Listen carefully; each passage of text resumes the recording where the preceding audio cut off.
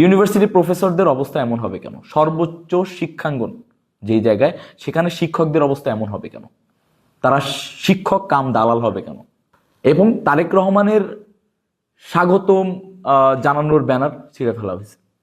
এখানে আরো অনেকগুলো ব্যানার কিন্তু ছিল, আপনার জিয়া পরিষদের ব্যানার ছিল। ব্যক্তি নামে, যেই ব্যক্তি নামে যে যখনই আপনি একটা ব্যানার টানাবে, তার মানে তার রাজনৈতিক উদ্দেশ্য আছে। এই মানুষটা আপনি দেখেন, আমি জাস্ট আপনাকে মানে লাইভ এক্সাম্পল দিচ্ছি। এই মানুষটাকে তার যেই ডিপার্টমেন্ট, সেই ডিপার্টমেন্টে গিয়ে খবর নেন সে টিচার হিসেবে কতটা পারফেক্ট।